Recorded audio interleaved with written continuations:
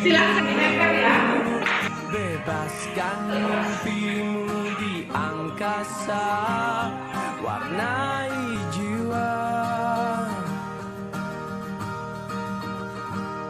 Bismillahirrahmanirrahim. Assalamualaikum warahmatullahi wabarakatuh. Selamat pagi, salam sejahtera untuk kita semua. Yang terhormat Bapak Kepala Sekolah UPT SMA Negeri 14 Bulukumba atau yang mewakili beliau, yang kami hormati rekan sejawat kita Ibu Hasba SPD selaku moderator untuk kegiatan kita hari ini, dan yang kami hormati dan yang kami cintai rekan-rekan para guru yang sempat hadir dan meluangkan waktunya untuk kegiatan kita pada pagi hari ini. Izinkan saya Rismawati untuk membuka acara ini. Yang pertama pembukaan oleh MC. Marilah kita bersama-sama membuka acara ini dengan ucapan Bismillahirrahmanirrahim. Bismillahirrahmanirrahim. Semoga acara kita hari ini bisa terlaksana dengan baik sampai di akhir. Menyanyikan lagu Indonesia Raya. Dimohon kesediaannya kepada hadirin untuk berdiri sejenak.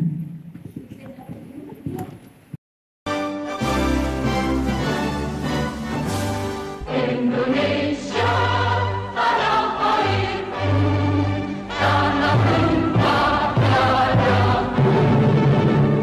Di sanalah aku berdiri, jadi pangku ibuku. Indonesia, kebangsaanku, bangsa dan tanah airku. Marilah kita berseru, Indonesia bersatu. Hiduplah tanahku, hiduplah negeriku, bangsaku, rakyatku semuanya. Bangunlah jiwanya, bangunlah badannya untuk Indonesia Raya. Indonesia Raya, merdeka, merdeka, tanahku, negeriku yang kucinta. Indonesia Raya, merdeka, merdeka, hiduplah Indonesia Raya. Indonesia Raya, merdeka, merdeka, tanahku, negeriku yang kucinta. Indonesia Raya, merdeka, merdeka, hiduplah Indonesia Raya. Selanjutnya sambutan dari Bapak Kepala UPT SMA Negeri 14 Bulukumba atau yang mewakili beliau saat ini digantikan oleh Bapak Wakasek Kurikulum Bapak Sofyansa Abdul Salam SPD. Kepada beliau disilahkan dengan hormat.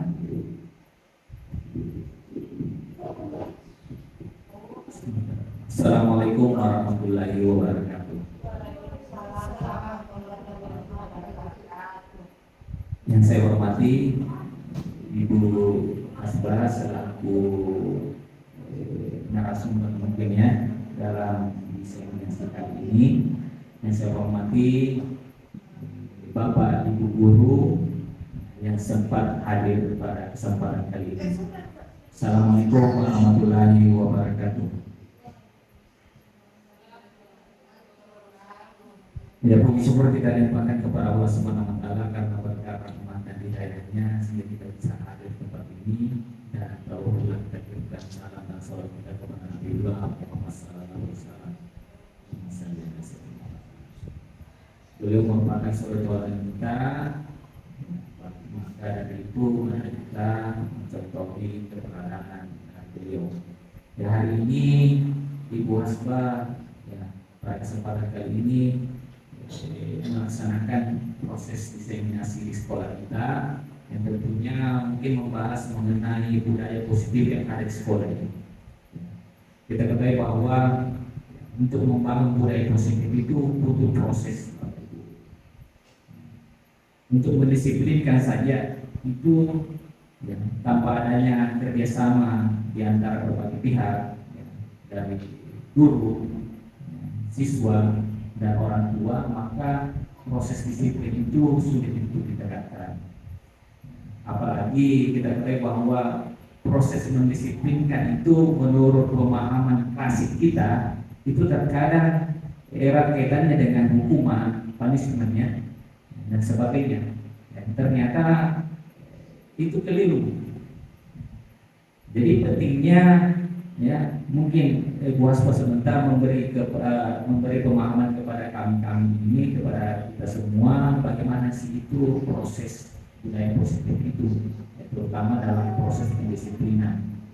Apakah masih menggunakan metode-metode klasik ya, seperti dulu yang masih sering kita pakai, mungkin sampai sekarang juga masih kita pakai. Ya tentunya hal ini ya diharapkan tercerahkanlah ya, proses diseminasi kali ini. Saya tidak mau berpanjang lebar Bapak Ibu ya. Mungkin saya langsung buka saja proses diseminasi kali ini ya dengan ucapan Bismillahirrahmanirrahim. Diseminasi budaya positif saya buka. Yang mungkin cukup. Assalamualaikum warahmatullahi wabarakatuh.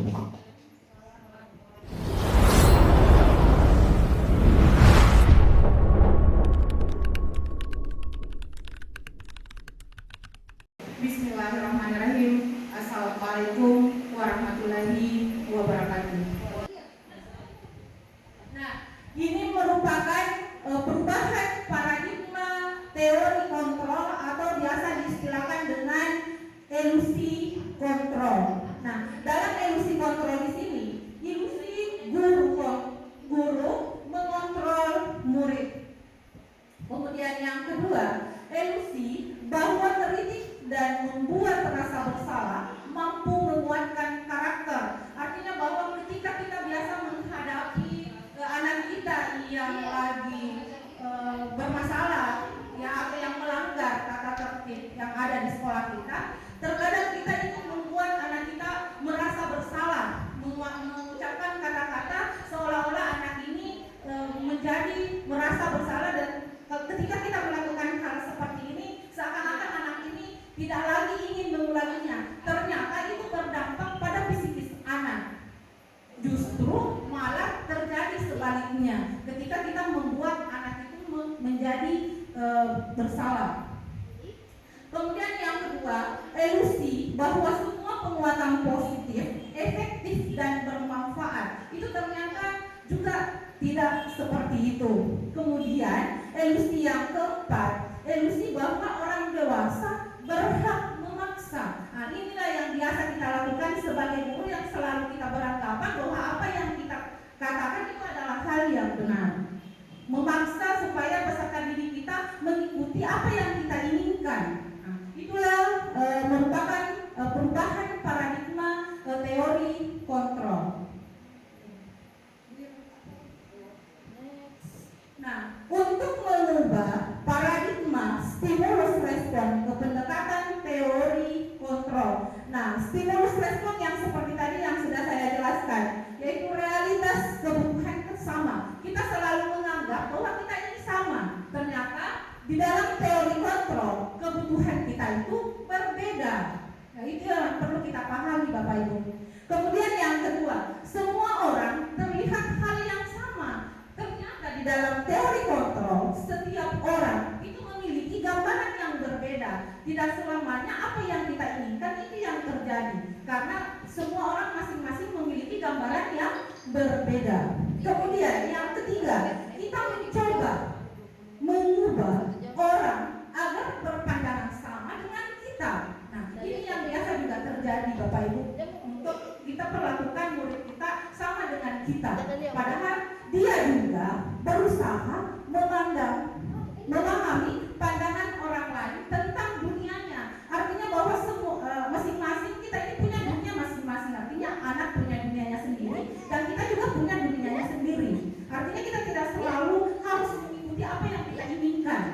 Nah, kemudian stimulus selanjutnya, perilaku buruk dilihat sebagai suatu kesalahan. Artinya bahwa ketika anak kita melakukan kesalahan, setelah kita mencap bahwa memang ini anak seperti ini, kita tidak bertanya dulu bagaimana sampai mereka melakukan kesalahan. Contoh misalnya, ketika anak terlambat, kita langsung tarik lalu dihukum. Kita tidak bertanya kenapa anak ini sampai terlambat. Bisa saja pada pagi hari mungkin ban motornya kempes sehingga terlambat datang ke sekolah, atau mungkin ada keluarganya yang tiba-tiba meninggal yang mengakibatkan dia terlambat sekolah. Tetapi yang biasa kita lakukan, kita tidak menanyakan kenapa sampai anak itu terlambat, tetapi kita langsung menghukum. Nah, semua perilaku itu kan memiliki tujuan. Artinya anak itu terlambat karena dia juga sebenarnya punya tujuan. Nah, selanjutnya, orang lain bisa mengontrol saya. Ini juga merupakan stimulus respon yang biasa kita lakukan. Ternyata kita tidak dapat mengontrol orang lain, tetapi yang bisa kita kontrol itu adalah diri kita sendiri.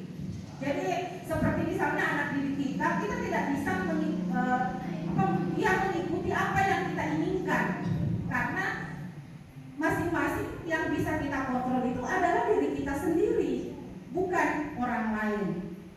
Kemudian selanjutnya, pemaksaan ada pada bujukan gagal.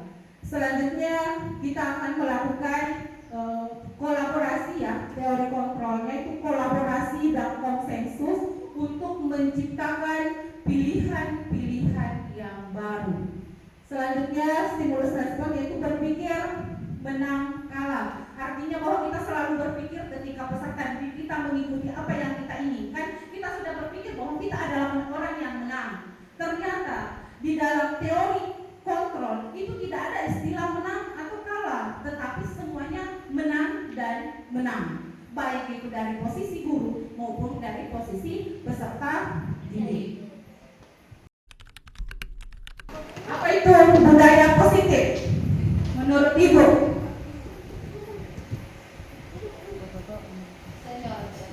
Apa itu budaya positif? Apa itu budaya? Artinya budaya ini yang biasa kita lakukan.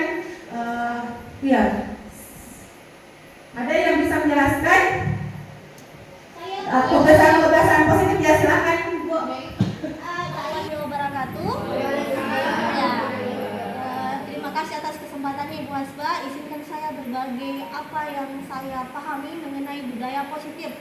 Kembali ke pengertian budaya sendiri, itu artinya kebiasaan, sikap, perilaku, kebiasaan yang sudah menjadi sikap yang sudah menjadi kebiasaan. Sedangkan positif hal-hal yang bernilai baik ke depannya. Jadi menurut saya budaya positif itu adalah suatu tindakan perilaku yang memiliki dampak yang baik ke depannya. Terima kasih Bu Hasba. Terima kasih Bu Mega. Mungkin ada lagi teman yang bisa memaparkan apa itu budaya positif. Karena kalau kita berbicara budaya berarti itu kebiasaan, ya. Positif berarti itu adalah sesuatu hal yang baik yang kita lakukan.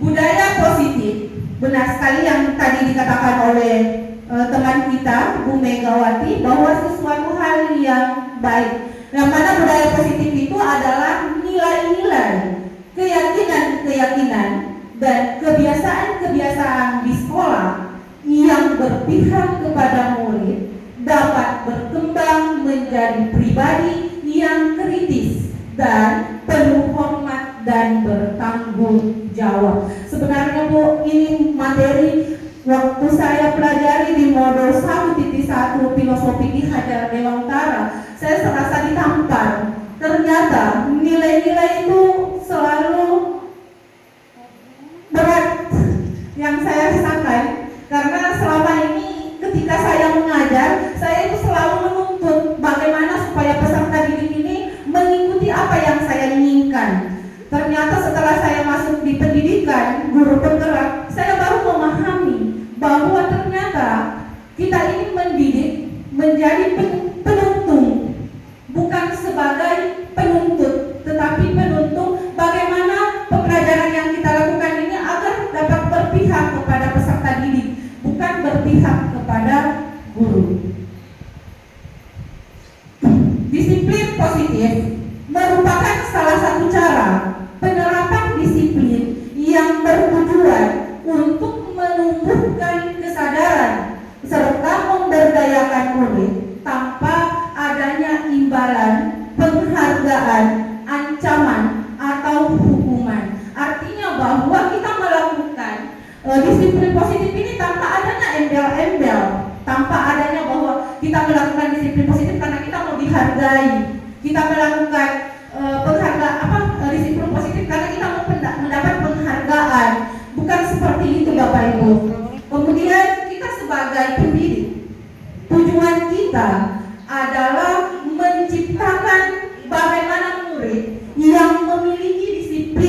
mandiri, artinya bahwa kita menumbuhkan bahwa anak-anak itu disiplin karena memang timbul dari dirinya sendiri, bukan karena hukuman, bukan karena penghargaan, tetapi yang mereka lakukan itu karena memang timbul dari dalam dirinya, sehingga misalnya datang tepat waktu ke sekolah tanpa adanya ini bahwa dapat penghargaan atau semacam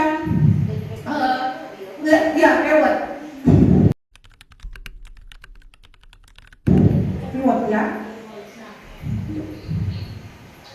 Adapun nilai-nilai kebajikan, nilai yang disepakati bersama lepas dari suku bangsa, agama, bahasa maupun latar belakangnya, itu ada beberapa contoh nilai kebajikan atau institusi atau organisasi. Yang pertama adalah dalam profil pelajar Pancasila. Di dalam profil pelajar Pancasila kita ketahui bersama Bapak Ibu bahwa ada 6 dimensi. Yang pertama adalah beriman dan bertakwa kepada Tuhan yang Maha Esa dan berakhlak mulia, berkebinekaan global, gotong royong, mandiri, kreatif dan bernalar kritis. Kita sangat menginginkan peserta didik kita memiliki nilai-nilai kebajikan. Namun di sekolah kita ini sudah banyak yang sudah diterapkan ya Bapak Ibu mengenai nilai-nilai kebajikan, seperti misalnya 3S itu merupakan salah satu contoh nilai-nilai kebajikan pada beriman dan bertakwa kepada Tuhan yang Maha Esa dan berakhlak mulia, yang dilakukan juga pada pagi hari sebelum pembelajaran jam pertama dimulai ada literasi Al-Quran. Itu merupakan salah satu nilai-nilai kebajikan. Kemudian gotong royong ini juga sering kita lakukan karena ketika misalnya ada anak-anak kita yang mengalami musibah atau rekan-rekan sejawat kita yang mengalami musibah, kita ikut merasakan apa yang dirasakan oleh teman kita. Kemudian mandiri, kita mengarahkan anak didik kita bagaimana supaya mereka mampu memecahkan masalahnya sendiri ketika mereka mengalaminya. Kemudian bernalar kritis dan kreatif. Dan inilah nilai-nilai kebajikan yang ada pada profil pelajar Pancasila.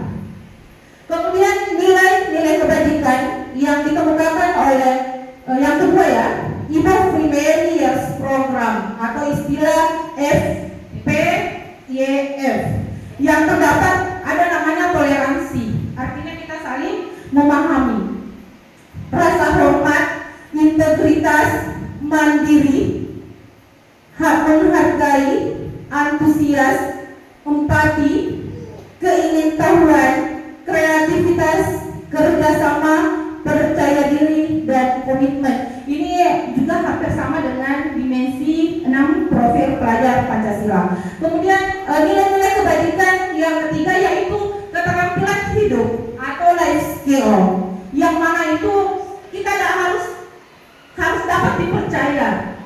Kemudian yang kedua, lurus hati, artinya kita tidak memikirkan hal-hal yang lain. Pendengar yang aktif, tidak merendahkan orang lain, yang memberikan yang terbaik dari diri.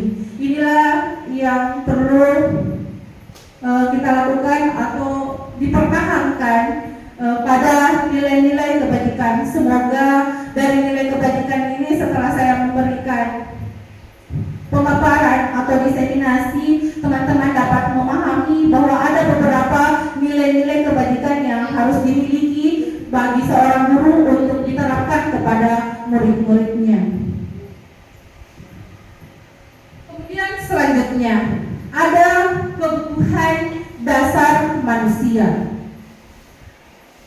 Di dalam kebutuhan dasar manusia itu adalah segala sesuatu yang kita lakukan untuk mendapatkan apa yang kita inginkan. Seluruh tindakan yang kita lakukan memiliki tujuan tertentu dan semua usaha adalah dalam rangka agar kebutuhan dasar kita terpenuhi dengan baik.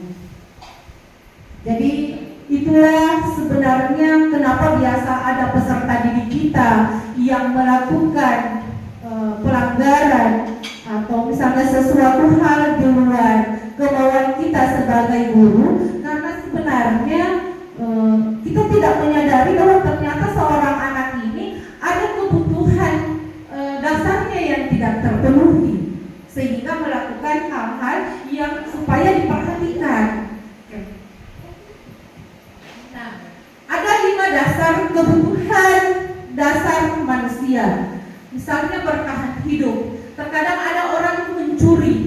Kita langsung, kenapa dia mencuri? Ternyata dia punya alasan kenapa mereka mencuri. Misalnya pada saat anak didik kita ada yang mengambil makanan temannya, karena mungkin dia bosan makanan yang mereka bawa dari rumah itu terus yang disajikan kepada orang tuanya. Dia ingin makanan yang berbeda sehingga dia mengambil makanan temannya.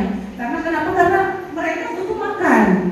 Kemudian pakaian yang kita butuhkan, tempat tinggal, keamanan dan kesehatan. Itulah merupakan kebutuhan dasar yang pertama, yaitu bagaimana kita supaya dapat bertahan hidup. Kemudian kebutuhan dasar yang kedua adalah kasih sayang dan rasa terima kasih. Inilah yang biasa anak didik kita alami mungkin di rumahnya atau orang tuanya yang broken home. Dia merasa tidak memiliki kasih sayang sehingga ketika berada di sekolah selalu bertingkah di luar kemauan kita. Karena sebenarnya mereka butuh perhatian, Bapak Ibu. Nah, dia ingin merasa dirinya diterima. Kemudian ingin dipedulikan, berbagi. Jadi tidak ada salahnya ketika kita memiliki sesuatu, jangan menunggu nanti lebih baru kita mau berbagi. Tetapi bagaimana kita melihat di sekeliling kita ketika ada orang lain yang butuh, bagaimana kalau kita berbagi supaya apa yang kita rasakan dapat juga dirasakan oleh orang lain. Kemudian kita senantiasa bekerja sama. Seperti hari ini saya cukup berterima kasih sekali. Saya tidak berharap teman-teman bisa hadir di tempat ini seperti ini. Ternyata sangat luar biasa sekali kerjasamanya Bapak Ibu pada pagi hari ini. Saya sampai terharu. Saya tidak membayangkan bahwa teman-teman bisa meluangkan waktunya yang begitu padat untuk dapat hadir mengikuti kegiatan diseminasi saya ini. Itu yang menunjukkan bahwa di sekolah kita, di UPT SMA Negeri 14 Bulukumba, itu selalu terjalin yang namanya kerjasama dan kolaborasi. Semoga ini akan berlanjut secara terus-menerus sampai kita masing-masing berada pada di keluarga kita atau di masa pensiun kita. Tetapi kita selalu mengingat bahwa ada teman kita dulu di SMA Negeri 14 Bulukumba yang selalu mengayomi kita ketika kita butuh bantuan mereka. Kemudian menjadi bagian dalam kelompok. Jadi kita harus selalu merasa jangan merasa selalu tersisih, tetapi bagaimana supaya kita merasa bahwa kita juga berada di kelompok itu. Karena kalau kita merasa bahwa kita tidak punya teman, itulah yang biasa membuat diri kita merasa malas. Karena kita merasa bahwa buat apa saya ke sekolah, tidak ada saya teman. Padahal kita menganggap diri kita ini sendiri, bukan orang lain ya. Nah, kemudian yang kebutuhan dasar yang ketiga adalah penguasaan. Artinya bahwa manusia itu punya harga diri, punya keinginan untuk dianggap, memimpin, berprestasi, diakui dan didengar. Jadi ini ketika misalnya anak peserta didik kita tidak memiliki penguasaan ini, tapi saya rasa semuanya ya punya, tapi kita butuh, anak-anak itu butuh apresiasi, butuh penguatan bahwa kamu ini calon pemimpin di masa yang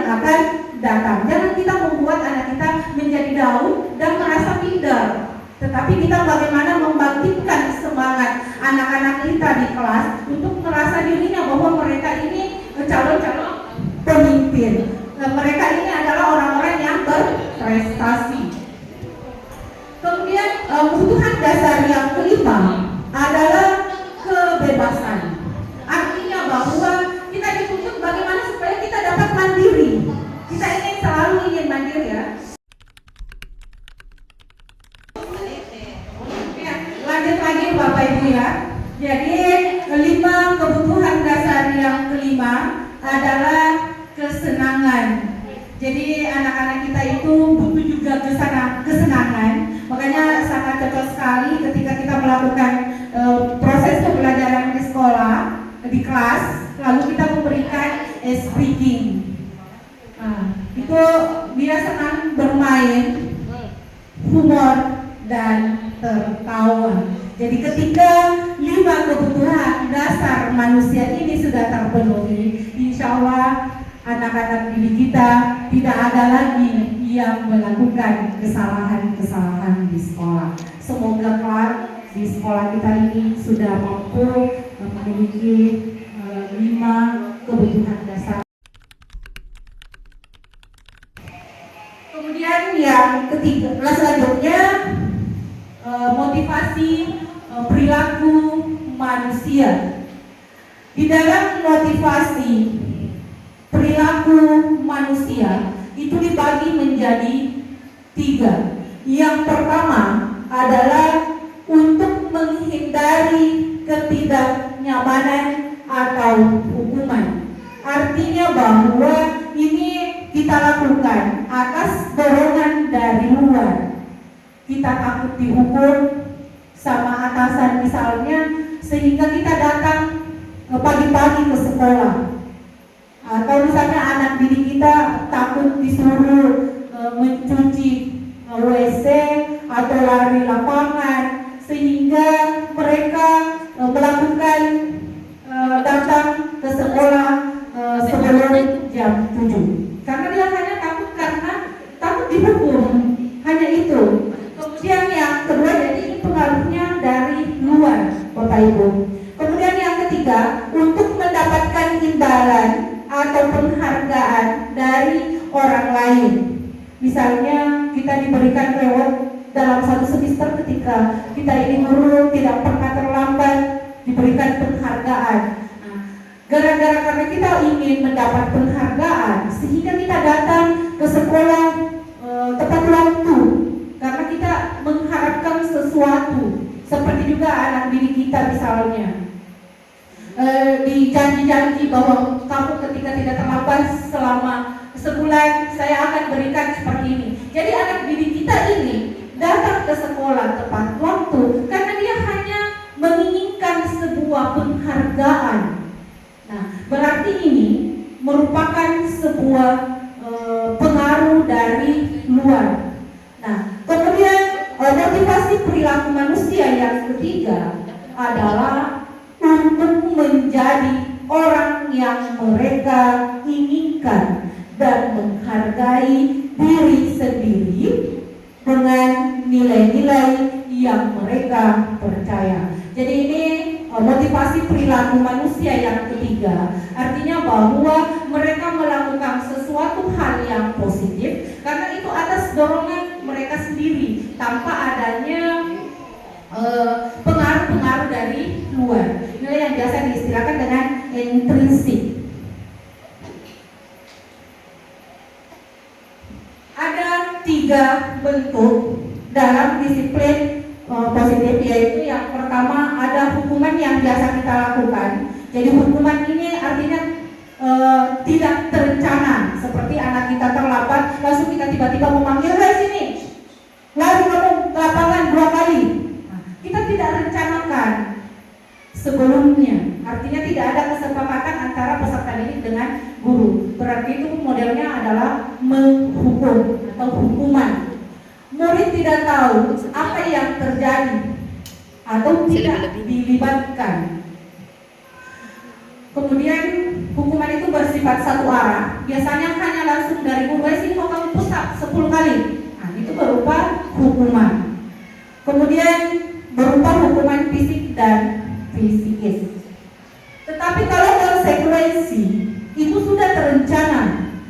disepakati sesuai dengan peraturan. Murid tetap dibuat tidak nyaman. Kemudian ketiga, sikap guru selalu memonitor murid. Tetapi langkah yang paling bagus adalah restitusi. Ini merupakan ilmu yang saya dapatkan di CCP, merupakan hal yang baru. Ternyata itu yang dimaksud restitusi seperti ini. Proses menciptakan kondisi bagi murid untuk memperbaiki kesalahannya. Artinya sebentar kita akan bahas lebih detailnya ini mengenai restitusi. Yang pertama, proses menciptakan kondisi bagi murid untuk memperbaiki kesalahannya. Kemudian yang kedua, proses kolaboratif yang mengajarkan murid untuk mencari solusinya. Bukan kita yang mencarikan dia solusi supaya bagaimana anak ini tidak terlambat, tetapi bagaimana anak itu mencari solusinya sendiri agar tidak terlambat ke sekolah. Sebentar Ibu akan berikan semacam video.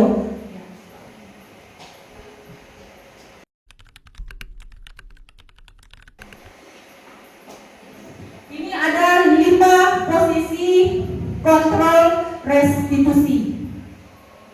Kita itu sebagai guru, penghukum, guru sebagai pembuat merasa bersalah. Dan ini biasa dilakukan. Saya pribadi sebelum masuk ke CLP, saya selalu melakukan ini.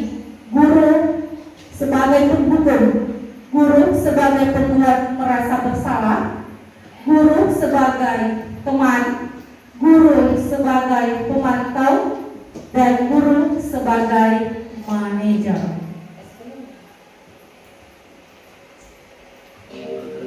Inilah merupakan sebuah video, Bu. Ada salah satu peserta yang terlambat. Ini mencerminkan 5 posisi kontrol yang dilakukan oleh guru. Jadi kita bisa lihat, Bu, yang mana sebenarnya posisi yang ideal yang kita lakukan sebagai guru.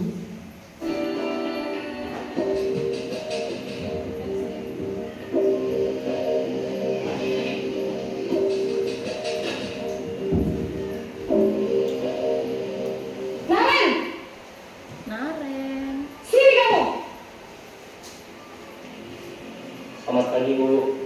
Selalu terlambat. Kamu deh, pasti terlambat. Maaf, Bu. Saya... Apa? Apa coba? Alasan kamu apa lagi? Kapan sih kamu tidak terlambat? Malas sekali ya kamu jadi anak. Saya... Dasar pemalas. Gak kapok-kapok sih kamu. Sudah berapa kali terlambat? Sana, kamu keliling lapangan basket 2 kali. Kenapa saya harus keliling lapangan basket, Bu? Kenapa? Kamu melawan ibu? Berani-beraninya jawab. Sudah terlambat, masih berani jawab nggak? Sekarang, keliling lapangan basket 5 kali sekalian. Biar kapok. Cepat. Pergi sana ke lapangan basket.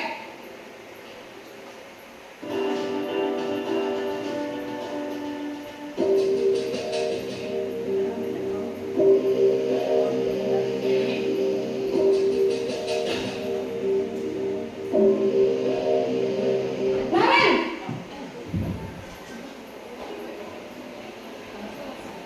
Selamat pagi, Bu. Naren, kamu kenapa terlambat lagi, nak? Ya Tuhan, Naren, kamu senang ya bikin ibu susah ya? Kalau kamu terlambat lagi, nanti ibu yang ditegur bapak kepala sekolah, nak. Disangka ibu tidak bisa membina kamu. Duh, gimana ini? Maaf, Bu. Duh, Gusti Naren, kamu suka ya kalau ibu ditegur bapak kepala sekolah? Terus, sekarang ibu harus tulis apa yang di buku absen? Ini kamu sudah sering terlambat loh. Ibu harus apa coba? Maaf, Bu. Maaf sekali. Ya sudah, lain kali jangan bikin ibu susah lagi ya, nak ya. Ibu tidak akan kuat lagi kalau kamu gini terus. Bisa jantungan kalau ibu ditegur bapak kepala sekolah. Sana cepat ke kelas. Maaf ya, Bu.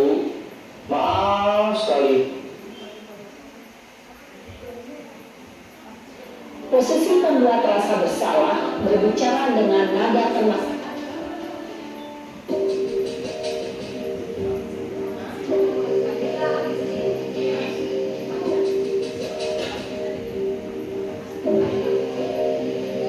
Naren!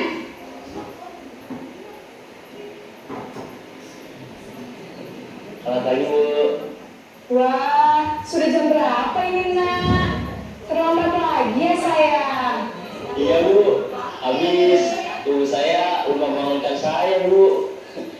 Kamu malah menyalahkan ibu kamu. Kamu bukannya anak yang larinya paling kencang. Kok terlambat sih? Iya, Bu. Saya memang terlambat bangun tadi. Jadi, biarpun saya lari kencang, tetap gak kekejar, Bu. Ya sudah sana. Nanti lain kali larinya lebih kencang lagi ya. Biar gak terlambat lagi. Bikin senang ibu. Demi ibu. Bisa kan? Bisa lah, Bu. Ya sudah sana masuk kelas. Ibu beresin urusan absen kamu. Kamu ini ada-ada saja.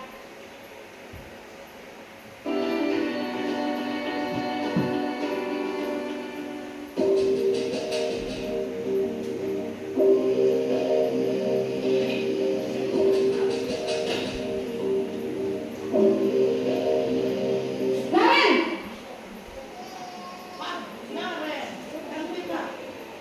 Selamat pagi, Bu. Naren, apa peraturan sekolah kita tentang jam berapa kita harus masuk sekolah, Nak? Kita harus di sekolah jam 7, Bu. Iya betul, sekarang sudah jam 7.20. Naren sudah tahu konsekuensinya jika terlambat hadir. Paham, Bu. Saya harus tinggal kelas pas jam istirahat selama 20 menit.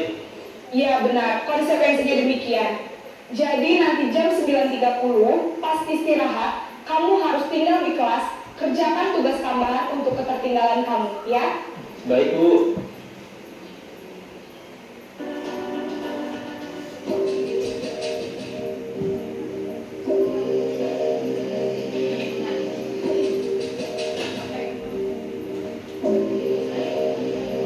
Naren!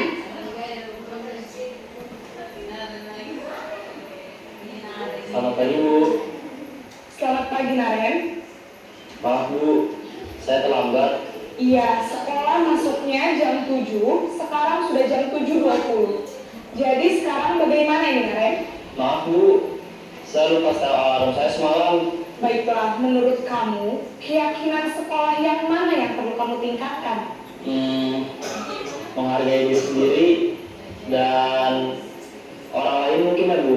Setuju. Jadi, apakah Naren meyakini prinsip saling menghormati tersebut? Iya, Bu. Saya meyakininya. Apakah Naren bersedia memperbaiki masalah keterlambatan ini? Bersedia, Bu. Bagaimana kamu akan perbaiki masalah keterlambatan ini? Saya akan coba untuk tidak lupa menyetel alarm saya, Bu. Baik, kalau Naren lupa menyetel alarm di rumah, ada orang yang kira-kira bisa bantu mengingatkan tidak? Ada, Bu. Kakak saya, Kak Emma. Ada lagi selain Kak Emma? Selain Kak Emma, ada ibu saya. Baik, jadi yang mengingatkan Naren adalah Kak Emma dan ibu kamu ya?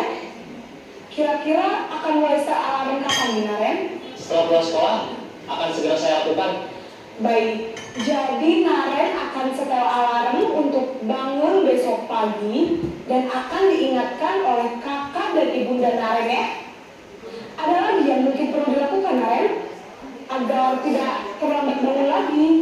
Tidak ada, Bu. Baik, Naren. Terima kasih untuk kerjasama kamu. Sekarang kamu perlu kembali ke kelas untuk belajar. Baik, Bu. Terima kasih.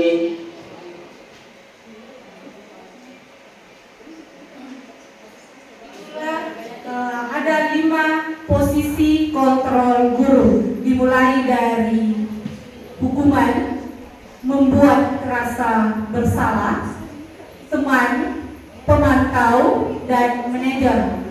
Idealnya kita sebagai guru, kita berada pada posisi kontrol yang keberapa yang paling ideal, Bapak Ibu? Manajer dengan pemantau. Jadi Di dalam 5 posisi kontrol ada identitas gagal, ada identitas berhasil atau sukses, dan ada 2 ya. Yang pertama, guru membuat. Kalau kita menghukum, itu pasti kita menghardik, menunjuk-nunjuk, menyakiti, atau kita terganggu psikis anak-anak. Berceramah dan mengatakan seharusnya ibu kecewa, seolah-olah ini kita bagaimana kepada anak didik kita. Lalu teman, nah, membuat alasan-alasan untuk muridnya. Pemantau, menghitung dan mengukur. Manajer mengajukan pertanyaan-pertanyaan seperti tadi ilustrasi video yang saya tayangkan. Di situ ada pertanyaan-pertanyaan yang diberikan pada posisi manajer, bukan langsung Narek langsung lari ke lapangan 2 kali, karena ini Narek tidak cocok. Kalau misalnya dia terlambat, lalu kita suruh lari ke lapangan, karena dia cuma persoalan gara-gara waktu. Makanya kalau kita ingin idealnya memberikan bukan hukuman, ya seharusnya kita ganti dengan waktu yang sama dengan yang ditinggalkan. Misalnya Narek ini kan terlambat 20 menit, maka sebentar di jam pertama Narek juga diberikan perpanjangan waktu sampai 20 menit agar teman-teman agar sama dengan teman-temannya. Kemudian yang motivasi yang kedua, guru berkata, kalau kamu tidak melakukannya, awas ya, rasakan, itu bentuk hukuman. Kemudian kalau membuat rasa bersalah, kita mengatakan, kamu seharusnya, kamu sudah tahu, ibu lelah sekali mengatakannya, ibu stres, kata-kata yang seperti itu yang biasa kita lakukan sampai anak itu merasa bersalah dengan apa yang mereka lakukan. Tapi kalau kita memposisikan diri kita sebagai teman, ayolah lakukan demi ibu, kayak kita semacam kayak seperti teman berbicara dengan anak didik kita. Masa kamu tidak mau? Ingat, tidak, ibu pernah bantu. Artinya ada kayak dia seolah-olah kayak berhutang budi sama kita. Kemudian kalau pemantau, apa peraturannya? Kita mengingatkan keyakinan yang seperti apa yang pernah kita sepakati, lalu dia langgar. Kemudian manajer, apa yang kita yakini? Jadi kita menanyakan mengenai keyakinan yang sudah kita sepakati sebelumnya di awal proses pembelajaran. Misalnya, apa yang kita yakini, apa yang bisa kau kerjakan untuk memperbaiki masalah ini.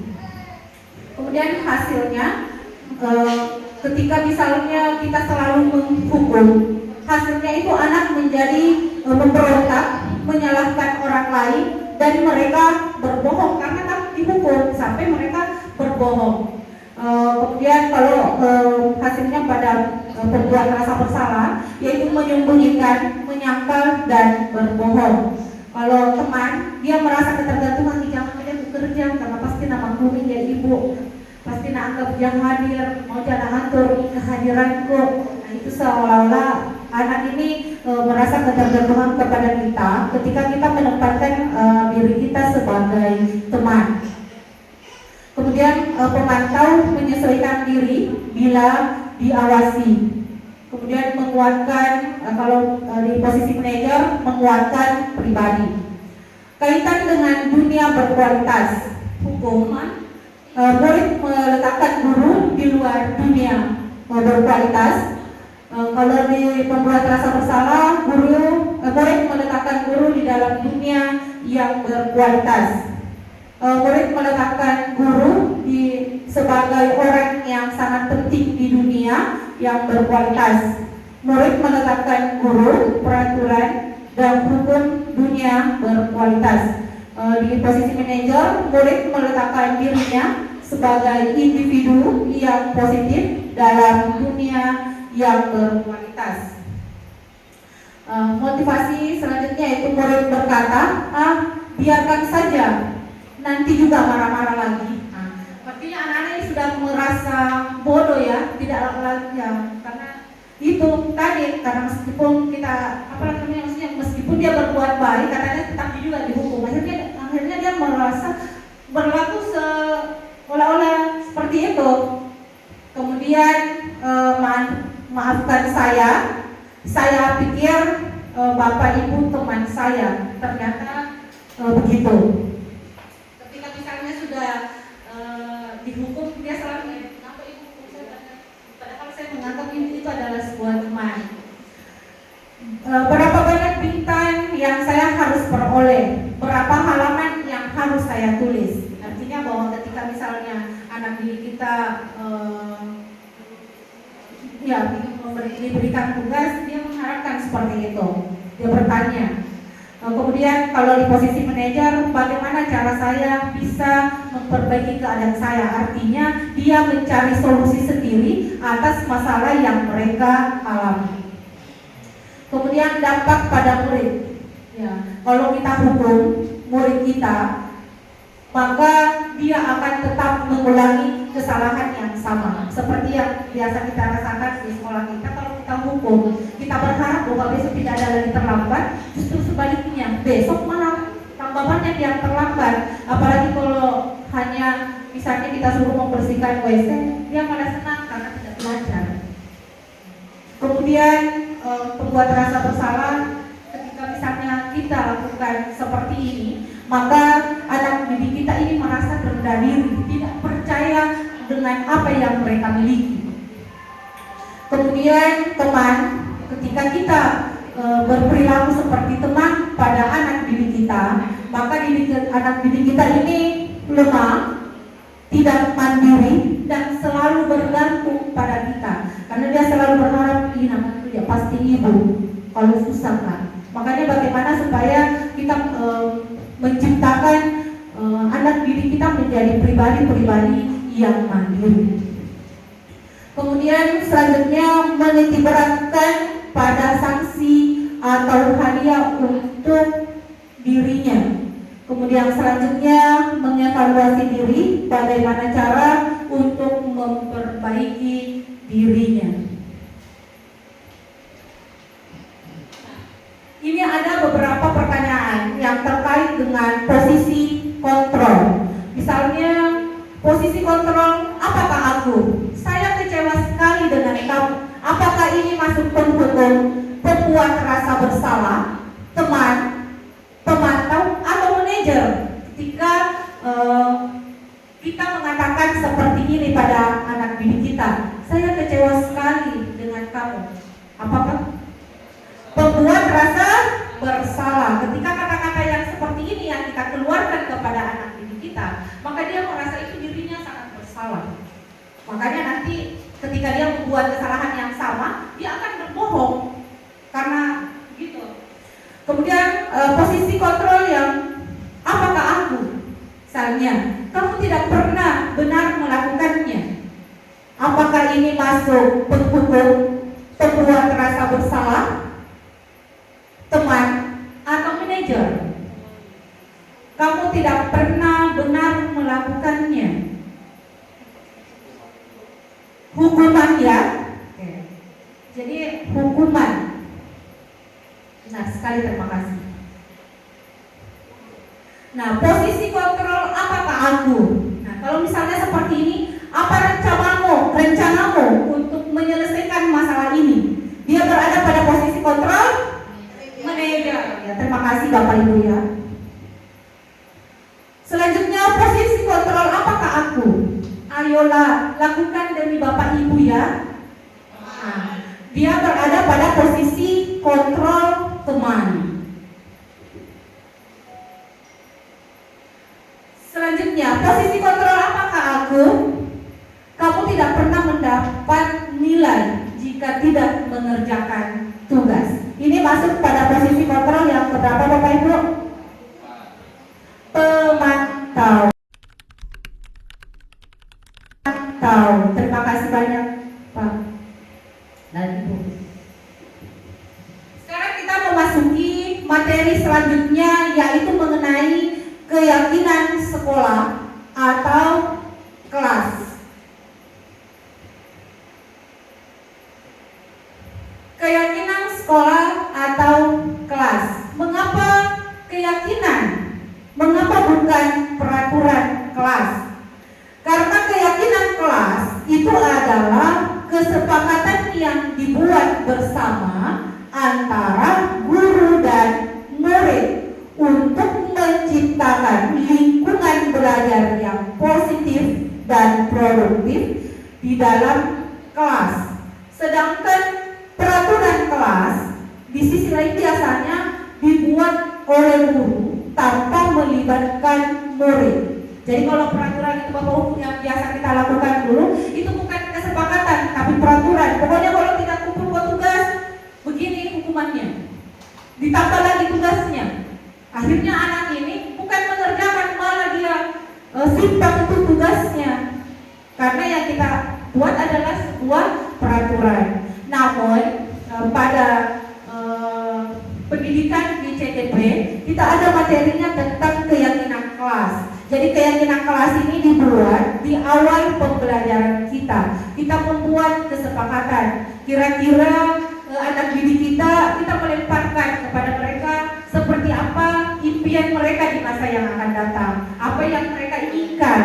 Kita kesepakati bersama, bukan kita yang membuat, bukan juga murid yang membuat, tetapi kita membuat secara bersama-sama. Itulah yang dimaksud dengan keyakinan kelas atau keyakinan sekolah. Seperti halnya misalnya keyakinan sekolah langsung ada tata tertib, kita tidak pernah dilibatkan misalnya.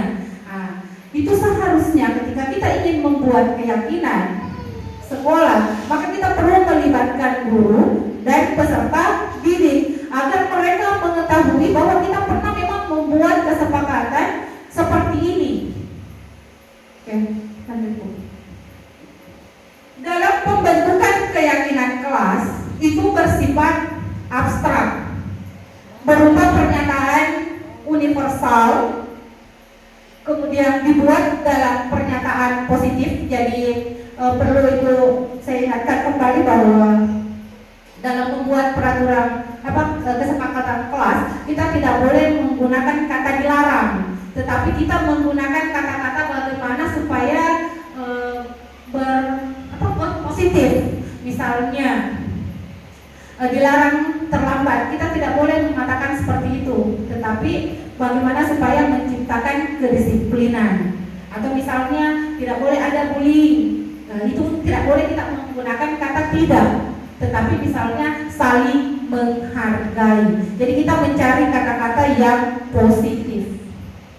Kemudian sedikit saja agar mudah diingat, ya. Kemudian sesuai kondisi dengan kondisi kelas dan sekolah. Artinya bahwa ketika kita membuat keyakinan kelas, kita harus sesuaikan dengan keadaan peserta didik kita. Jadi ini betul-betul harus kita buat sendiri berdasarkan hasil kesepakatan kita bersama. Kita tidak boleh mendorong, misalnya kita lihat di YouTube, ini keyakinan kelasnya bagus, ini juga. Padahal tidak sesuai dengan keadaan atau karakter peserta didik kita.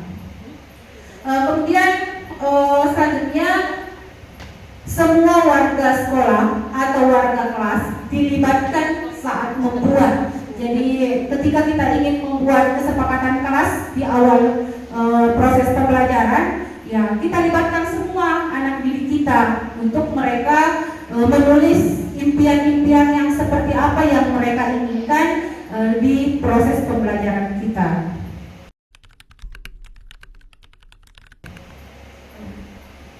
Selanjutnya materi mengenai segitiga restitusi. Materi segitiga restitusi ini merupakan kalau menurut saya ini adalah ilmu yang sangat baru yang saya dapatkan. Mungkin seandainya saya tidak masuk di pendidikan guru penggerak, saya tidak tahu apa itu yang dimaksud dengan segitiga restitusi. Karena yang biasa kita lakukan yang itu tadi. Ternyata di dalam segitiga restitusi suatu proses atau dialog yang dijalankan oleh guru agar dapat menghasilkan murid yang mandiri dan bertanggung jawab. Itulah mengapa kita perlu melakukan sebuah segitiga restitusi. Jadi segitiga restitusi ini bukan bahwa 3 orang Bapak Ibu, tetapi antara guru dengan siswa. Karena jangan sampai kita berpikir segitiga berarti 3 kali ini, bukan Ibu. Tapi yang namanya segitiga restitusi di sini yang pertama adalah kita menstabilkan identitas. Kemudian yang kedua, membuat validasi tindakan yang salah. Kemudian yang ketiga, kita menanyakan keyakinan. Nah, itulah yang dimaksud dengan segitiga restitusi. Nah, yang pertama, menstabilkan identitas. Jadi yang perlu kita lakukan sebagai guru adalah berdasarkan prinsip membuat kesalahan adalah bagian dari proses pembelajaran. Artinya bahwa kita katakan berbuat salah itu wajar. Namanya juga manusia yang biasa, tidak ada yang sempurna. Ibu bapak tidak mau mencari siapa yang salah, tapi ibu bapak ingin mencari solusi dari permasalahan ini.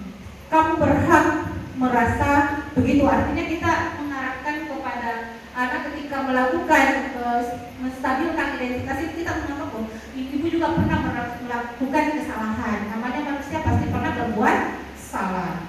Kata-kata yang seperti itu yang kita berikan kepada anak untuk memancing agar mereka mau bicara atas masalah yang mereka alami. Karena apa kita langsung melakukan tindakan penghukum atau membuat merasa bersalah, maka anak-anak itu malah takut bicara sama kita.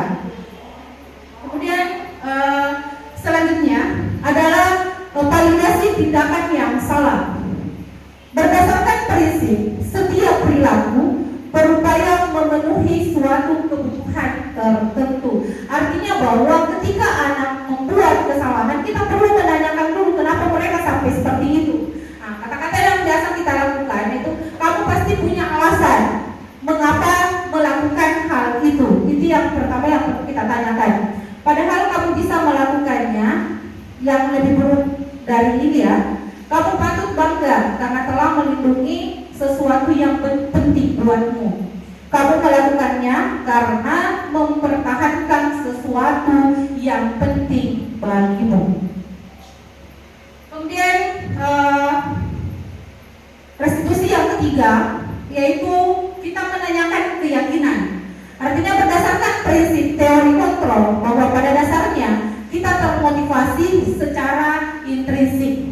Artinya bahwa apa yang kita lakukan itu memang betul-betul ada pada diri kita sendiri. Misalnya pernah kita melakukan kesepakatan kelas sebelumnya. Jadi kita tanya, apa keyakinan kelas kita? Kira-kira nilai-nilai apa yang telah disepakati bersama? Kemudian seperti apa gambaran sebuah kelas yang ideal menurut kamu? Kamu ingin menjadi orang yang seperti apa? Artinya kita hanya mengarahkan seperti itu, lalu anak-anak yang bicara sendiri kepada kita, bukan kita yang memberikan solusi, tetapi bagaimana anak-anak kita ini mencari solusinya sendiri atas masalah yang mereka hadapi. Sudah berada di bagian penutup. Jadi dalam penerapan program disiplin positif itu hendaknya guru memiliki standar kepribadian profesional dan sosial yang baik, di mana guru mampu merefleksikan dirinya sebagai among atau manajer yang menuntun murid-muridnya menjadi insan yang mandiri, merdeka, dan bertanggung jawab. Ini diambil dari materi standar nasional. Itulah pembahasan materi saya terkait dengan disiplin positif. Saya kembalikan kepada moderator. Terima kasih.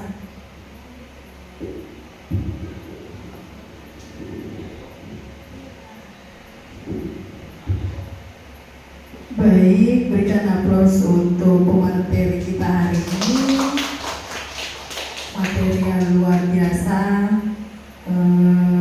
Namun sebelum kita melangkah ke acara selanjutnya, yakni sesi tanya jawab, izinkan saya untuk memberikan sedikit kesimpulan terkait pembahasan kita yang panjang dan lebar.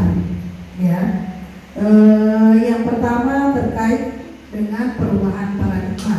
Bersama sama-sama telah kita pelajari bahwa perubahan besar dalam pandangan dunia, konsep dan praktik tentang cara kerja atau pencapaian sesuatu, itulah yang disebut dengan perubahan paradigma.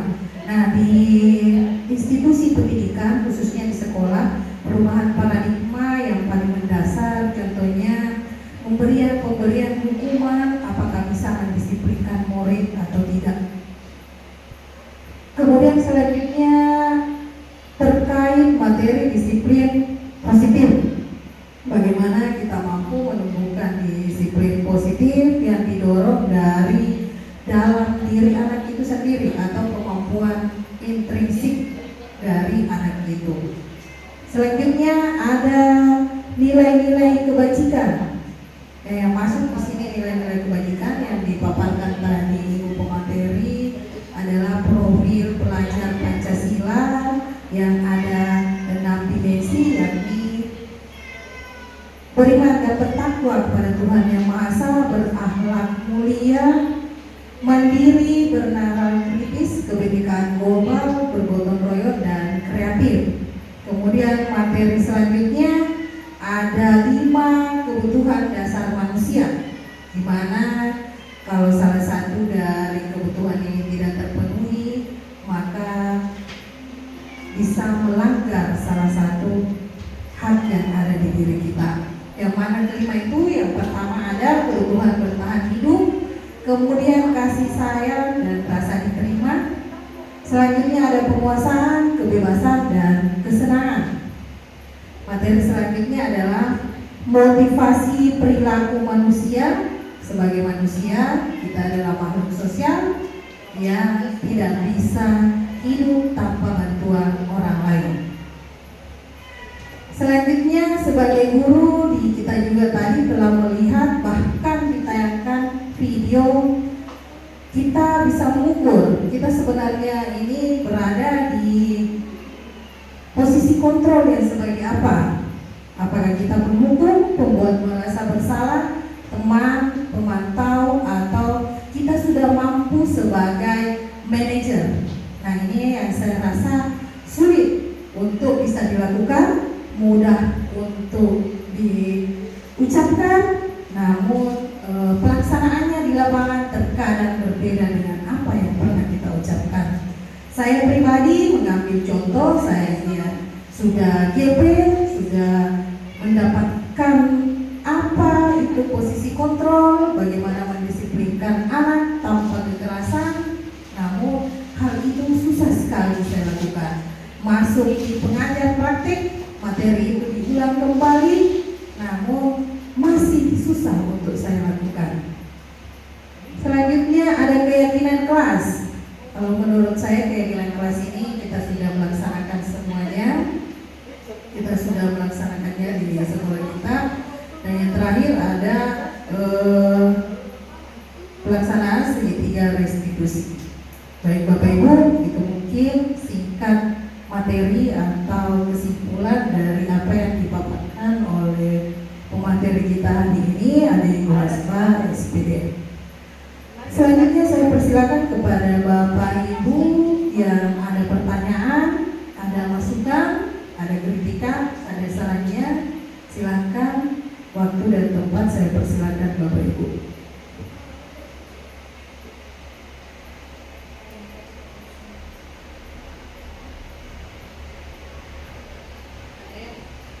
Ada yang mau bertanya Bapak Ibu? Ya, Ibu Desi mungkin? Ya, silakan Bu. Silakan Ibu Desi. Perlu mikrofon? Oh iya. Waalaikumsalam warahmatullahi wabarakatuh. Secara materi tadi itu sebenarnya materi yang sangat luar biasa, yang kalau saya bilang itu adalah materi mahal menurut saya, karena sejatinya hal ini yang menjadi fondasi atau yang membuat kita bisa menerapkan hal-hal positif di sekolah sehingga bisa terwujud lingkungan belajar yang nyaman dan menyenangkan. Satu hal yang membuat saya penasaran dari beberapa topik budaya positif tadi, yang kita ketahui Bu Hasba pada dasarnya adalah seorang wali kelas yang berpengalaman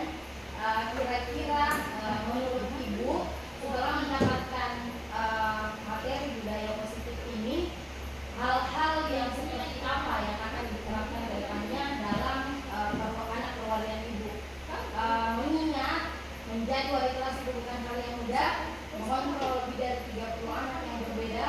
Jadi mungkin ada sedikit sharing untuk teman-teman yang ada di sini, terutama teman-teman wali kelas, bagaimana kiatnya dalam menerapkan budaya disiplin ini di anak berbagai. Mungkin seperti itu. Terima kasih. Waalaikumsalam warahmatullahi wabarakatuh. Baik, pertanyaan yang sungguh luar biasa yang dikemukakan oleh Ibu Desi Rumana. Saya langsung saja ke pertanyaannya bahwa Ibu Desi ini menginginkan penerapan secara langsung, penerapan secara nyata, dan dia meminta apakah ada tips and trik menjadi wali kelas yang dirindukan peserta didik.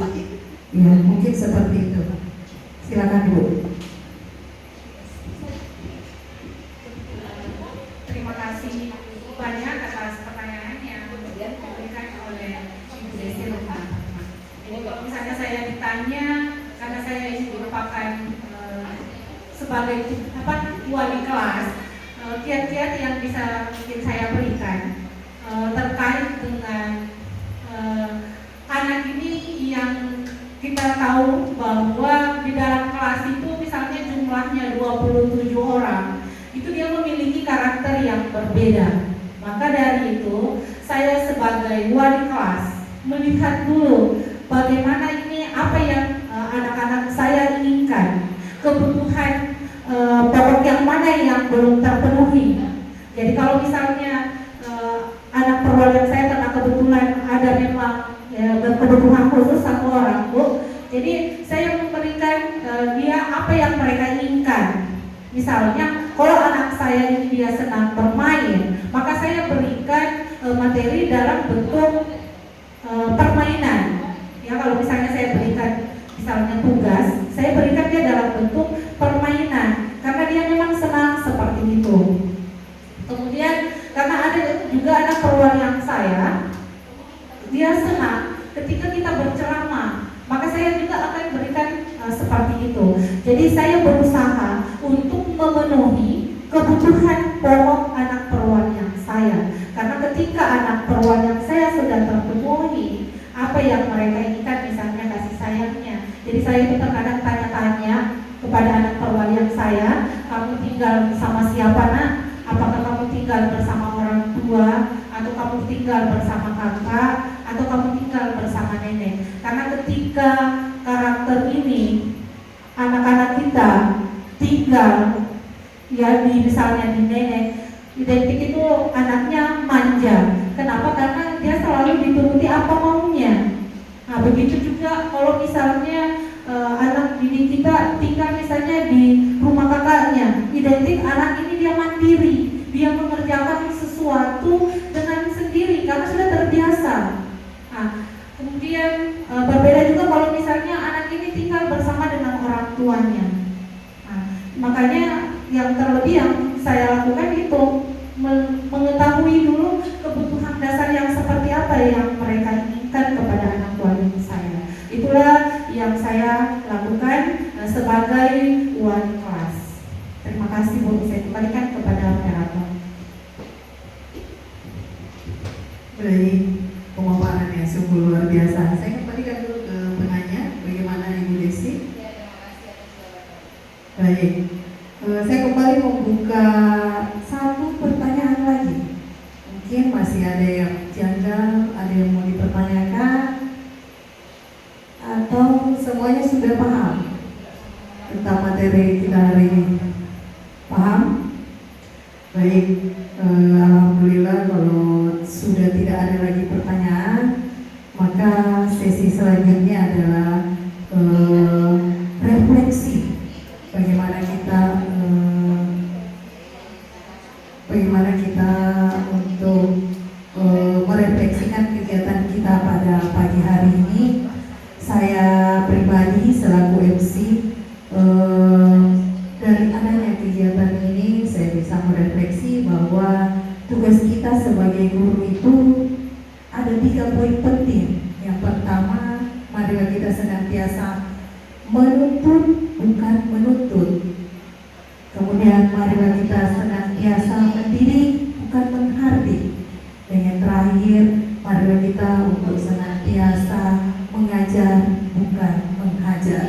Mungkin dari teman-teman saya minta satu orang untuk berefleksi sebelum saya kembalikan kepada pemateri kita. Silakan Bapak Ibu. Oke, saya mungkin bisa persilakan ke Ibu Ira. Bagaimana refleksinya untuk kegiatan kita hari ini? Silakan Bu. Ini tentang budaya positif yang memang sangat perlu untuk kita ketahui sebagai seorang pendidik. Di mana di materi budaya positif ini kita diajarkan tentang nilai-nilai kebijakan, kita diajarkan tentang penerapan nilai kebijakan itu dalam membuat sebuah keyakinan kelas, kemudian mengontrol mengetahui sejauh mana posisi kita sebagai guru, apakah kita ini sebagai guru penghukum, pembuat rasa bersalah, sebagai teman, pemantau, atau mungkin manajer. Dan seperti yang dijelaskan oleh Ibu Hasbah tadi, bahwa idealnya kita sebagai guru adalah sebagai manajer.